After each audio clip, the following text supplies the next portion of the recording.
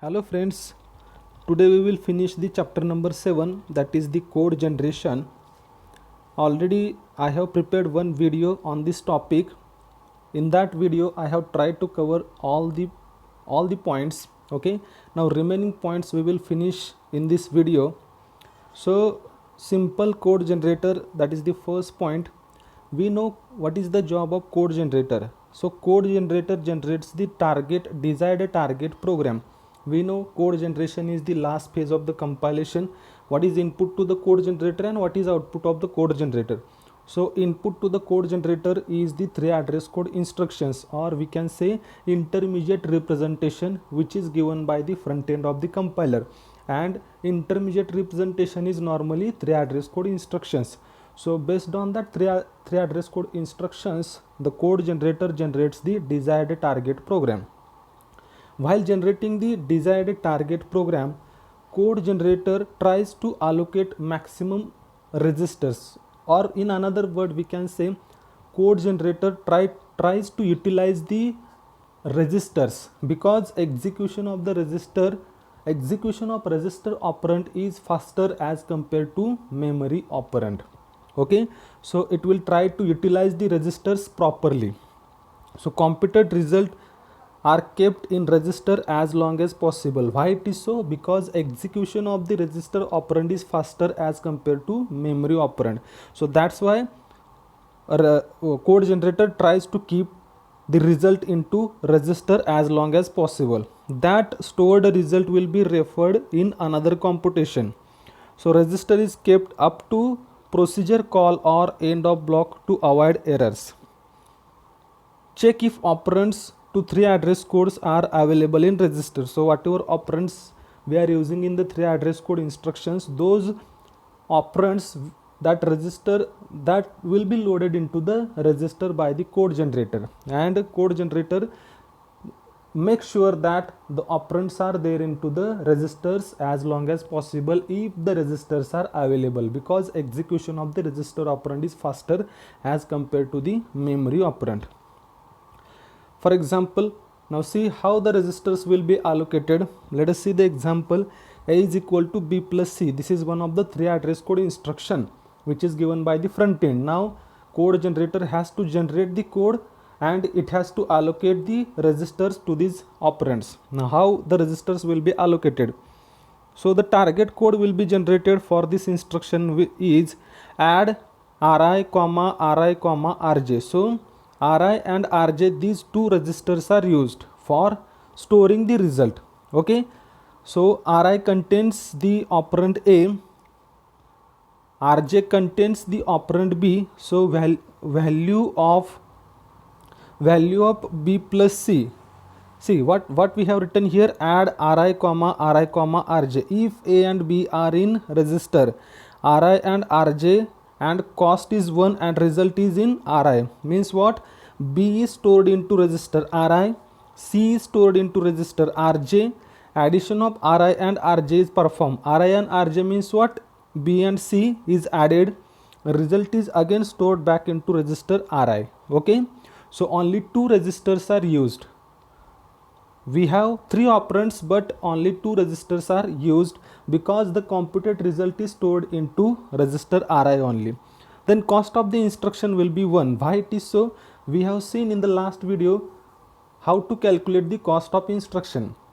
So in this instruction, the cost of this instruction is 1. Why it is so? Because in this instruction we have used 2 register operands ri and rj. These are 2 registers we have used in this instruction.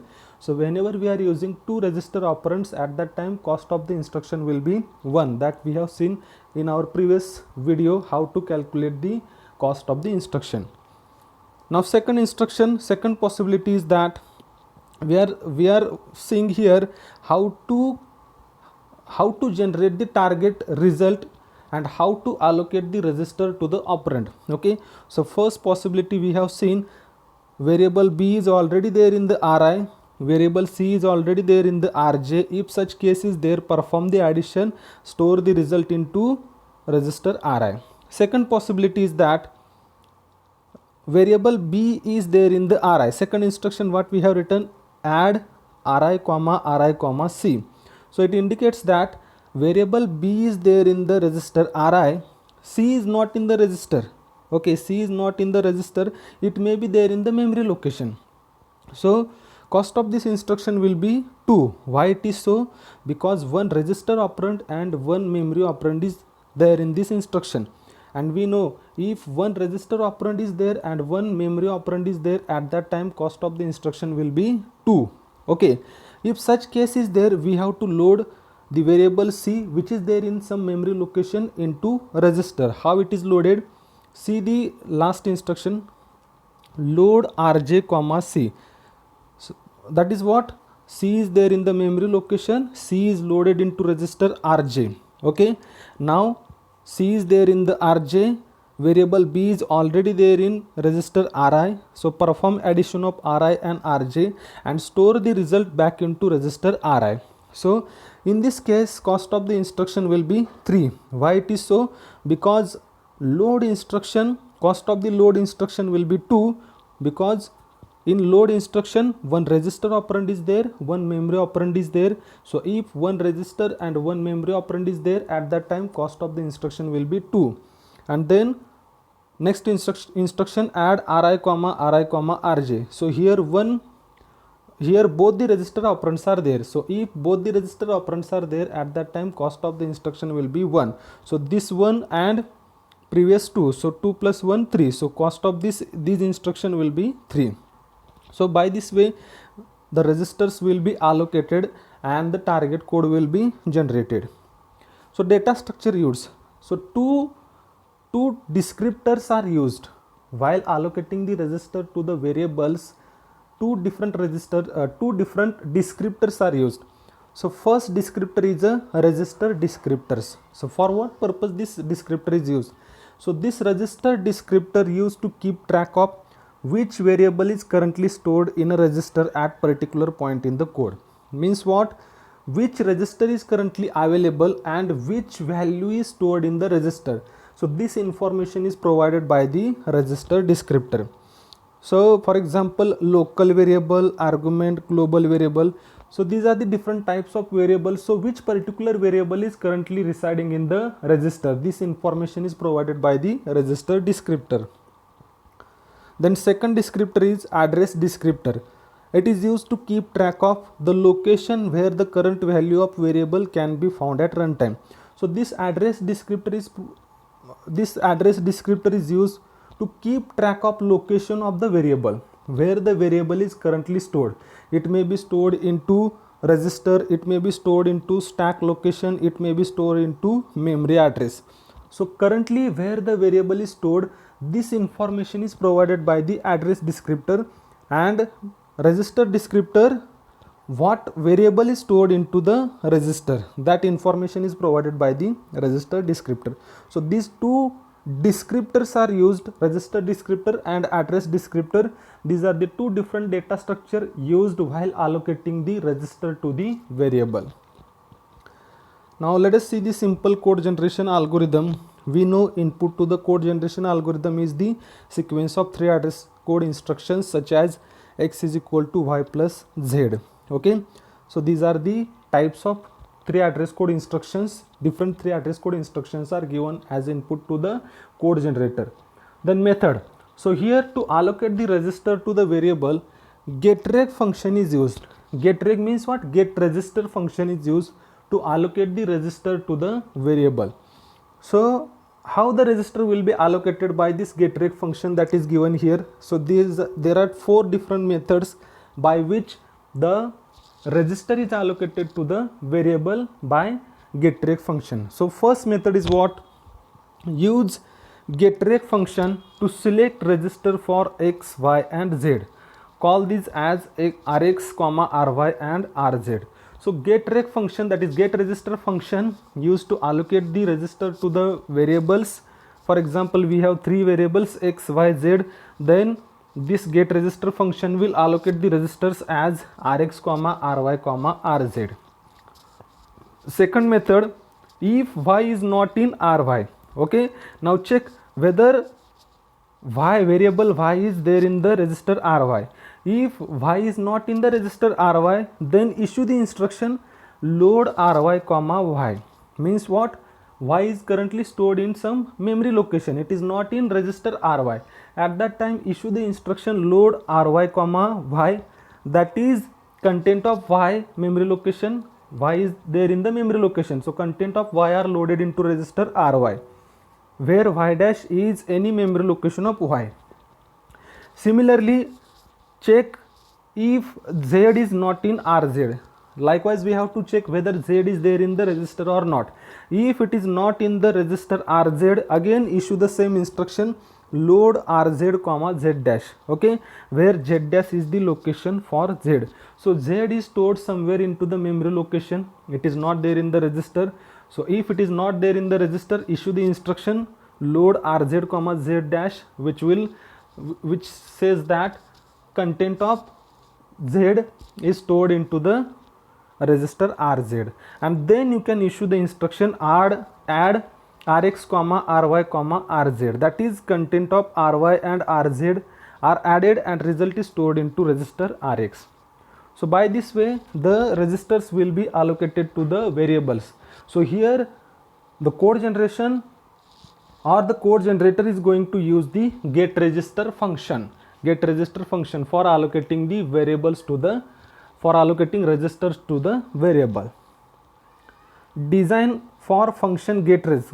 Okay, so algorithm we will see, we are in the simple code generation algorithm.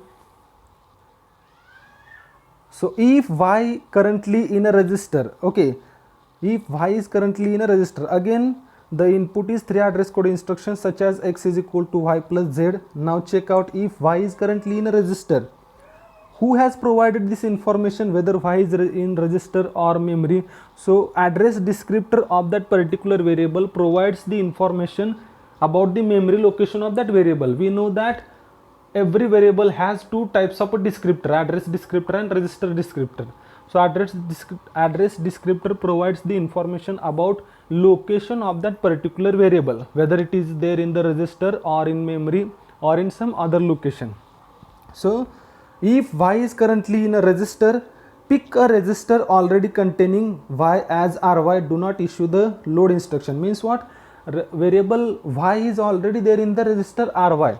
So there is, at that time there is no need to issue the instruction load instruction, okay, there is no need to issue the load instruction load ry comma y, because y is already there in the register ry. Now second possibility is what? If y is not in a register, okay, if y is not in a register but register is available, at that time we can issue the load instruction. So we can load y into ry if register is available and y is not in a register. Third possibility is what? If y is not in a register and any register is not available, it may also be possible that the variable is not in a register, variable y is not in a register, also any register is also not available. So at that time what we can do, then select a register whose next use information is none, then load it in memory and free register and allocate it. So variable y is not in a register, okay, and register is not also available. So this is the possibility. So at that time what we have to do, we have to select such a register that contains a variable whose next use information is none. Means what? That variable is not used anywhere in the program. So such register we have to select that contains a variable which is not further used. We have to free that register, we have to store that variable from register to memory, and we can utilize that register for storing that variable y and load y into memory. So this is how this code generation algorithm works.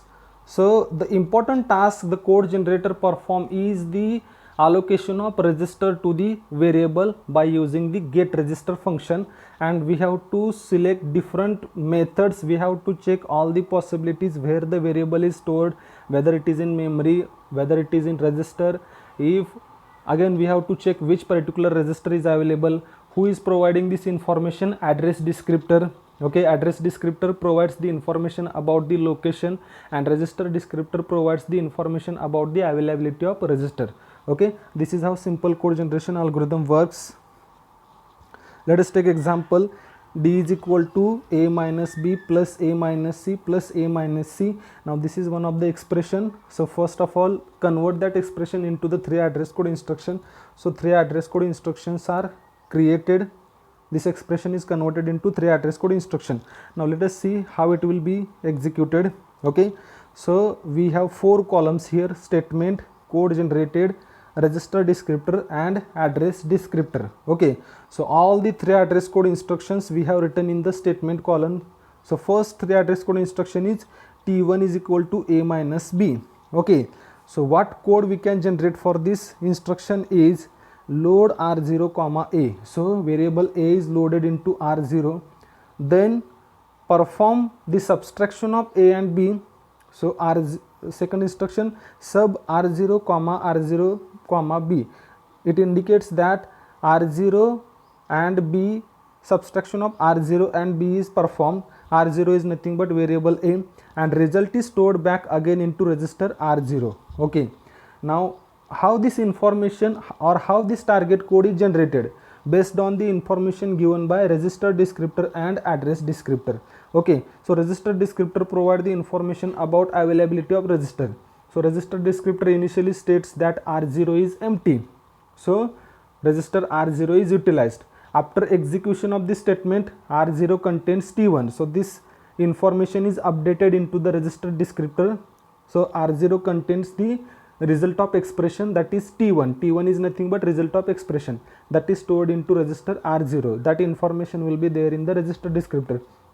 Address descriptor states that the variable t1 is stored into r0. Okay, because address descriptor provides the information about location of the variable.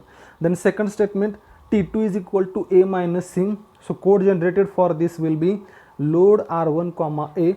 Consider that we have only 2 registers available, r0 and r1. Who has provided this information? Register descriptor. Okay, so second statement will be t2 is equal to a minus c. Code generated for this 3 address code instruction will be load r0 comma a, that is variable a is loaded into register r1, then perform subtraction. Perform the subtraction of a and c. A is there in the r1, so r1 and c subtraction is performed and result is again stored back into r1. Okay, now register descriptor initially provides the information about the availability of register. r1 is empty, so this information is provided to the code generator. Then after performing the computation, after generating the code, r1 contains t2. Okay, after generating the target code, register descriptor is updated. r1 contains now t2. t2 is nothing but the result of expression. Okay, and address descriptor is also updated. t2 is there in the r1, so variable t2 is there in the r1. Then see this third statement, t3 is equal to t1 plus t2. Now t1 is there in the r0, t2 is there in the r1. See the address descriptor, t1 is in r0, t2 is in r1. Okay, so issue the instruction, generate the instruction, add r0 comma r0 comma r1, because r0 contains t1, r1 contains t2. Perform the addition of r0 and r1, result is stored into r0. Okay, so register descriptor is updated. Now r0 contains t3, result of expression t3 will be stored into r0. r1 contains t2, because we have not made any changes on register r1, so r1 is already there in the t2. Okay, again address descriptor is updated. t3 is in r1. Okay, t3 is in r0 and t2 is already in r1. See the fourth statement, t4 is equal to t3 plus t2. Now t3 is there in the r0. See the address descriptor of third statement, t3 is there in the r0, t2 is there in the r1. So issue the instruction, add r0 comma r0 comma r1. r0 is nothing but t3, r1 is nothing but t2. So perform addition of this r0 and r1, result is again stored into r0. Now update the register descriptor. So register descriptor will contain now r0 contains t4, r1 contains t2. Address descriptor is also updated. So t4 is in r0, t2 is in r1. See the last statement, d is equal to t4. Now this result we have to load into variable d. So issue the instruction as store d comma r0, because result of t4 is there in the r0. See the address descriptor of fourth statement, t4 is in r0. That result we have to store into variable d. So again update the register descriptor. No changes will be made because we have not performed any computation on r0 and r1. Now result of variable d is stored into r0. Okay, d is in r0 and d is in memory. Okay, code generation from DAG. Now this is very important point. Many times this question is asked in the exam. Generate the code from the directed acyclic graph. How it is generated? So Ershon number method is used while generating the code from the directed acyclic graph. Now how to generate the directed acyclic graph? So while generating the target code, the code generator first of all needs to identify the register requirement of the instruction. How many registers will be required for the computation? That information needs to be calculated first by the code generator. Okay, so how this register requirement information is calculated? So here we begin by assigning number to each node of directed acyclic graph that tells us how many registers required. These numbers are called as Ershon number. Okay, so what we have to do, we have to give number to every node in the directed acyclic graph, and based on some calculation we will come to know how many register that particular variables will be required, or how many register that particular expression will be required. Okay, now how to assign the number? We have to assign some number to the directed acyclic graph. We have to assign some number to every node of the directed acyclic graph. Now how to assign the number? So there are certain rules. First rule is that label all leaves 1. Means what? All the leaf nodes will be labeled by number 1. That is, we have to assign number 1 to all the leaf nodes of the directed acyclic graph. Second rule is that label of interior node of one child is the label of its child node. Means what? If any parent node, interior node means what? Any parent node. If any parent node is having only one child node, then that parent node is having number same as its a child node. Okay, if it is having only one child node, okay, in that case whatever number is given to the child node, the same number is given to the parent node also.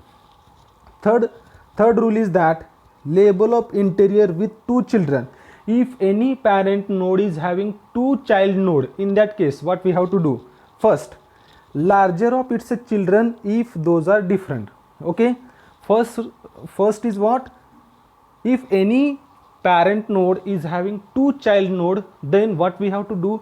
If left child is having different number, right child is having different number, then whichever number is greater, that greater number we have to give to the parent node. Okay, any node having two child node, okay, we have to check what numbers are given to the child node. If these numbers are different, then whatever greater number is there, that greater number is given as number to the parent node. And second is what? 1 plus the children if labels are same. If any parent node is having two child node and number of both the child node is same, at that time we have to add 1 into that number, and that added number will be given as number to parent node. Let us see the example. Okay, we have one expression. That expression is converted into the 3 address code instruction. Okay, and from this 3 address code instruction we have this directed acyclic graph. We have constructed this directed acyclic graph. We have already seen how to convert the expression into the directed acyclic graph. Refer the previous videos, you will be able to understand, or if you go statement by statement, you will be able to construct this directed acyclic graph for the given 3 address code instruction. It is not so difficult. Okay, now first rule states that now we have to assign some numbers. We have already assigned some numbers to every node of the directed acyclic graph. Now how these numbers are assigned? by following these rules. Label all the leaves 1. So we have to assign number 1 to all the labels. So you can see here A, B, E, C, D. These are what? Leaf nodes, and all the leaf nodes are given number as 1. Okay, then second rule states that if any parent node is having only one child node, then whatever number is given to child node, same number we have to give to the parent node. But here you can observe in the directed acyclic graph, no any parent node is having one child node. Every parent node is having more than one child node. Okay, you can see every parent node is having two child nodes. So second rule is not applicable here. Now third rule is what? Label of interior with two children. Now you can see here every parent node is having two child nodes. Every parent node is having two child nodes. Now how can we assign the number now? If any parent node is having two child node, and if the left child and right child number is same, then at that time we have to add 1 to that number, and that number will be given as number 2. It's a parent node. Okay, let us see the left part of the tree. T1, which is having left child as A, right child as B. Left child has number 1, right child has number 1. So number left and right having same number. So in that case we have to add 1 into that number. If I add 1 into 1, number will be 2. So that 2 is given to, it's a parent node T1. Okay, that 2 is given to the parent node T1. Why it is so? Because left and right child has same number. Then go to the right part of the tree, because we have to start from leaf node. Okay, we have to start from leaf node. Now go to the right part of the tree and go to the right leaf node. Okay, C and D, these are the right leaf node. Okay, and we know leaf nodes are labeled with number 1. So T2 has left child as C, T2 has right child as D. So number is same. C and D has same number, that is 1. So add 1 into this number. So 1 plus 1 will be 2. That is given to the T2. Okay, now go to the T3. T3 has left child E, which has number 1, and it has right child T2, which has number 2. If any parent node having two child node and these numbers are different, at that time whatever larger number is there, that larger number we have to give to its a parent node. So 1 and 2, so larger number is 2, that 2 is given as number to T3. Now T4 is having left child as T1, right child as T3. Okay, T1 is having number 2, T3 is having number 2. So number left and right having same number. So if such case is there, add 1 to that number and assign to parent node. So 2 plus 1 will be 3. It is given to the root node 3. So likewise we can assign the number. So maximum number, the highest number here we got is 3. So total register requires are 3. Okay, how it is calculated? We have assigned the number, and whatever large number is there in the directed acyclic graph, that is nothing, that means what? That many number of registers are required for this particular computation. So highest number here is 3. So total 3 registers are required. Okay, now how to generate the code? Now we have calculated the register requirement. Now we will generate the code. Now here there are certain rules. As per the labeled DAG, we require the only 3 register that we have computed. Okay, register R1, R2 and R3. The base of root B is equal to 2. Okay, it has children of equal labels. We generate the code for right child first with base 2. So if you can observe here that root node is having 2 child nodes. So base of the root node will be 2. Root node is T4. T4 is having left child T1, right child T3. So root node is having 2 child node. If root node is having 2 child node, at that time we have to start generating the code from right part. Okay, right child. So what is the right child of T4? T3. Okay, now T3, check out how many child node T3 is having. So T3 is also having two child node. Okay, if parent node is having two child node, then we have to start generating the target code from the right child. Now T3 is having left child as E, right child as T2. So T3 is having two child node, so start with right child, that is T2. Again T2 is having two child node. Okay, so again we have to start from right child. So what is the right child here? D. Okay, so D should be loaded into register. Okay, now we will start generating the code from D. Why we have started from D? Because every parent node is having two child node. If any parent node is having two child nodes, start from the right child, start generating the code from right child. So we have come to the D. So instruction we have created. See the fourth rule, generate code for the right child, but it has also two child with equal label, then go to right child again, that we have discussed now. So D will be loaded into register.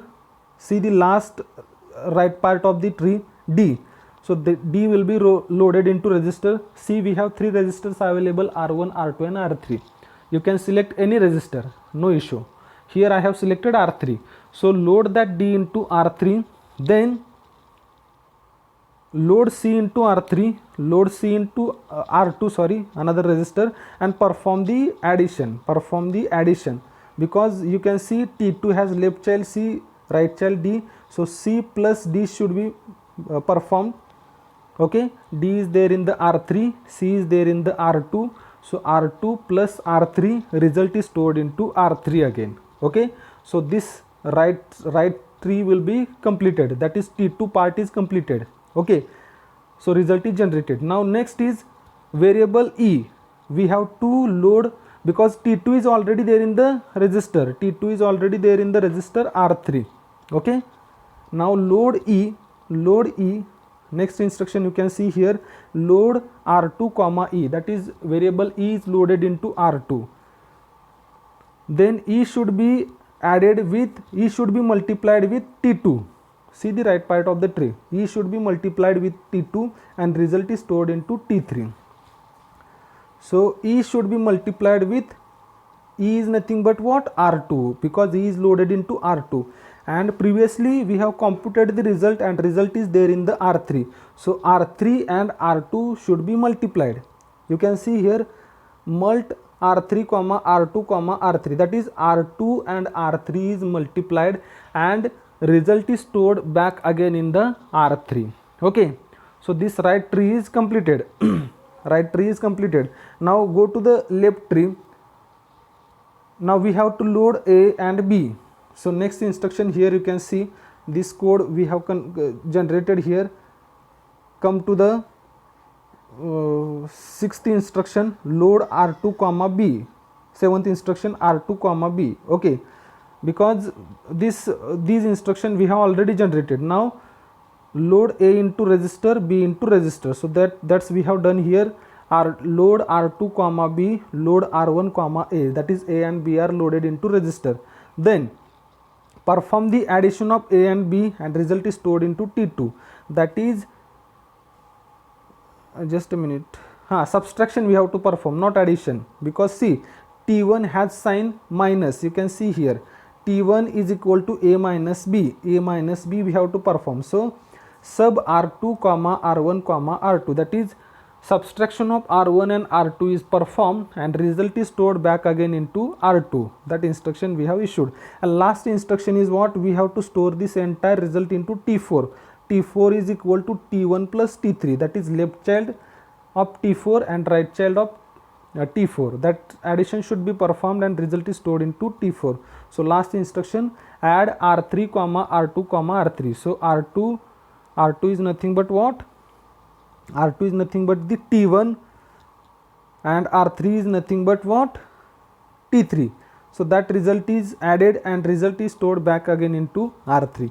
So by this way we have generated the code. Okay, so many times this question is asked, generate the code from the directed acyclic graph. So you should be able to generate the code. How it is generated? We have to first of all calculate the how many number of registers are required for the computation. How it is computed? by following some rules. Okay, these rules we have to follow while computing number of registers requirement. Okay, then once you calculate number of register required for the computation, then start generating the code. But how to generate? Find out how many child node the parent node is having. If parent node is having 2 child node, then go to the right part. First of all, identify how many child node the root is having. Okay, so if root is having 2 child node, then start with the right child. Again check out how many child node that right child node is having. If it is having 2 child node, again go to the right part. So we have to start generating the code from right part of the tree. Okay, the next important point is register allocation and assignment. Okay, see, we have seen the important task performed by the code generator is identifying the register or allocating the registers for the variable, because we know that execution of the register operand is much faster compared to the memory operand. So proper utilization of register must be done. So using or utilizing the register, this problem is divided into 2 parts, that is register allocation and register assignment. Okay, register allocation is nothing but which variable stored in a register. We have to identify which variables we have to store in the register and which variables we have to store into the memory, that we need to identify. Then once we identify which variables we have to store in the register, next we have to select the register for storing the result, that is register assignment, which register is used for storing variable. Okay, so register allocation is nothing but identify the register that we want to store in the register. Once we identify, second we have to select the register for storing these variables into register. Okay, so this problem is, again there are 2 ways to allocate the register, that is first is usage count method and second one is graph coloring method. So first let us see the first usage count method. So we have seen get register function. Simple code generator uses the get register function for assigning the or for allocating the register for the variable, but it may not be optimal. It is possible to allocate the register for local variables. Local variables are nothing but the variables which is used only within the basic block.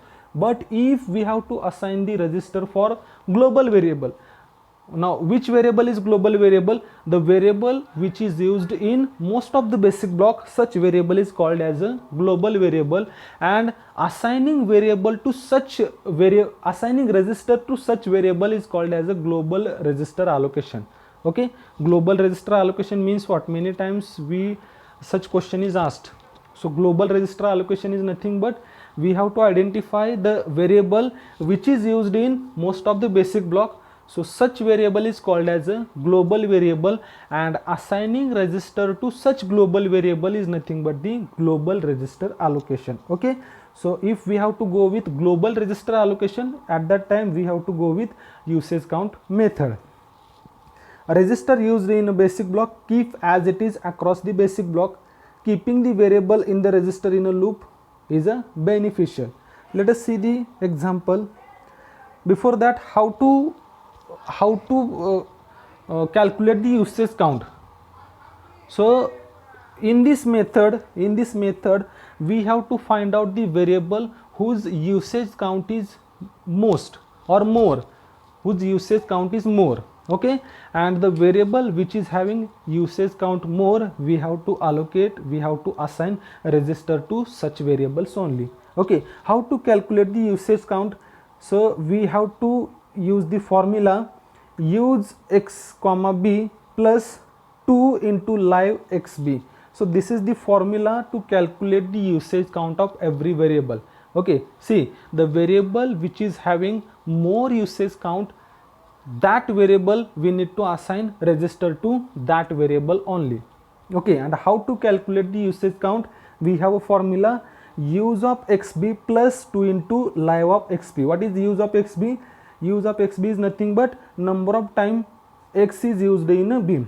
X is nothing but variable, b is nothing but basic block. So how many time the variable x is used in the basic block? that is nothing but use of xb. And then live of xb, live of xb is 1 if x is live at exit of b and is assigned value in b. Okay, so this formula we have to use to calculate the usage count of variable. Let us see the example. Okay, so this is the diagram, this is the diagram.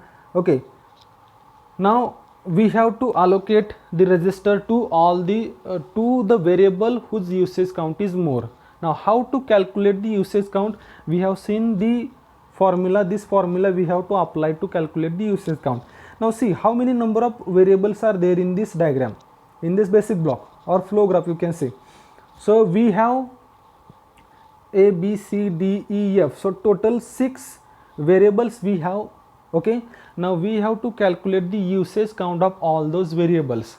Okay, first of all calculate the usage count of all those variables, and the variables which are having the more usage count we have to allocate the register to such variables.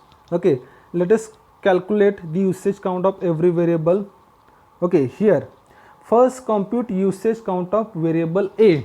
Okay, first let us compute the usage count of variable a. Now what we have to do here, variable a is live on exit from b1. Now we have to check on exit from which basic block variable a is live, because we are calculating usage count of a. Now check out where the variable a is live on exit from basic block. See, b1 we have 4 basic blocks, b1, b2, b3 and b4. Okay, on exit from b1 variable a is live. Okay, you can see below the basic block b1 variable a, c, d, e, f is written. It means that on exit from b1 these variables are live. Okay, on exit from b1 a, c, d, e, f these variables are live. So a is live on exit from b1, it is not live on exit from b2, it is not live on exit from b3 as well as b4. So it is live only at exit from b1. Now check out whether variable a has assigned the value in b1. You can see in the b1 a is equal to b plus c means what? A has assigned the value in b1. Okay, if such case is there, then live of ab is equal to 1. Okay, live of ab is equal to 1. How to calculate live of ab? First of all we have to identify on exit from which basic block that particular variable is live. Two things we have to check: on live of which basic block that particular variable is live. So variable a is live on exit from b1. Okay, second thing we have to check is check out whether a is assigned the value in b1. So first statement in the basic block b1 is nothing but a is equal to b plus c, that is a has assigned some value. So both the conditions are true. So I can say live of ab is equal to 1. Okay, live of ab is equal to 1. Now check out where variable a is used. Now see the formula consisting of two parts: live of ab, 2 into live of ab plus use of xb. So first of all we have to calculate live of ab as well, then calculate use of ab and then perform the addition. So we have calculated live of ab, that is equal to 1. Now calculate use of ab. How it is calculated? Check out where the variable a is used, in which basic block variable a is used. Okay, so you can, how to check whether it is used? So we have to check, we have to go to the basic block and see the right side of the assignment operator, see the right side of the assignment operator and check out the right side of assignment operator whether that a is appearing on the right side of the assignment operator. So in the basic block b1 the last statement is equal to e is equal to a. So a is there on right side of assignment operator in b1. Then in basic block b2 also a is there on right side of assignment operator. In b3 also a is there on right side of assignment operator. In b4 it is not there. So a is used in basic block b1, b2 and b3. So use of ab is equal to 3 because it is used in basic block b1, b2, b3. So here you can see that use of ab is equal to 3. Now perform the addition. Okay, use of, we have the formula use of AB plus 2 into live of AB. Put the values. Use of AB is equal to 3 plus 2 into live of AB. Live of AB is 1. We have calculated already. Live of AB is equal to 1. So 2 into 1, that is 1, and use of AB is 3. So 3 plus 2, 5. So usage count of A is equal to 5. Okay. Now let us compute the usage count of B. Again check out on exit from which basic block B is live. Now check out. So on B1 variable B is not live. So variable B is live on exit from B3 and B4. Okay. So see the B3 and B4, below the B3 and B4 B is written, means what? Variable B is live on exit from B3 and B4. Now check out whether B3 and B4 has assigned the value in this basic block. Okay, so in B3 the value is assigned, in B4 also the value is assigned. Okay, so live of AB is equal to 2. Live of AB is equal to 2. Why it is so? Because variable B is live on exit from B3 and exit from B4, and in both the basic block B has assigned the value. So live of B3 is equal, live of B is equal to 2. Okay, that is calculated here. Then let us compute the use of B, use of variable B. Now check out in which basic block the variable B is used, in which basic block it is used. How to check the use of particular variable? We have to see only the right side of the assignment statement. So in B1 variable B is there on right side of the assignment statement. So it is there in only B1, not in B2, B3 as well as in B4. So use of B will be 1. You can see here use of B will be 1. Put this value in the formula. Use of B, that is 1, plus 2 into live. What is the live of B? That is 2. Okay, so 2 into 2, that is 4, plus use of BB, that is 1. So 1 plus 4 is equal to 5. So B has usage count 5. Okay, now see, let us compute the usage count of C. So similarly we have computed the usage count of rest of the variable. Okay, once again I will tell you the how to calculate the usage count. We have how many variables are there. First of all, see how many variables are there in the basic block. So we have total A, B, C, D, E, F, 6 variables are there. So we have to calculate the usage count of all those variables. How it is calculated? Now suppose I have to calculate the usage count of A. Now check out on exit from which basic block that particular variable is live. Okay, so suppose I am calculating the usage count of A. So A is live on exit from B1. Okay, now check out whether in B1 whether that variable A has assigned some value. If variable A has assigned some value, then only I can say that live of AB is equal to 1. Okay, when I can say, if two conditions I have to check, on exit from which basic block it is live. If it is live, then check out whether that variable is assigned some value in that basic block. If these two conditions are true, then only I will say that live of that variable is 1. Okay, so once we calculated live, multiply that with 2, because we know the formula 2 into live of XB. Okay, so multiply that result with 2. Okay, so by this way liveness is calculated. Now calculate use. How to calculate use? Check out in which basic block that particular variable is used. How to check? Just see the right hand side of the assignment statement whether that particular variable is there on right hand side of the assignment statement in any basic block, and see in how many basic block that variable is written in right hand side of the assignment statement. If it is written three times in different basic block on the right hand side of the assignment statement, then use of that variable is 3. So put this value in this formula, you will be able to calculate the usage count. So by this way we have calculated the usage count of all the variables. So usage count of A is equal to 5, usage count of B is equal to 5, C is equal to 3, D is equal to 6. Okay, then E is equal to 4 and F is equal to 4. Okay, and suppose only 4 resistors are available, then which variables we need to or consider that 3 resistors are available, depends on the availability of resistor. Who is providing this information? Availability of resistor, that resistor descriptor. So resistor descriptor has given the information that only resistor R1, R2 and R3, these 3 resistors are available. Then which variables will be there in the resistor whose usage count is more than 3? Whose usage count is more than 3? How many resistors we have? 3 resistors. Okay, so the variable whose usage count is more than 3, those variables will be there in the resistor only. So variable D,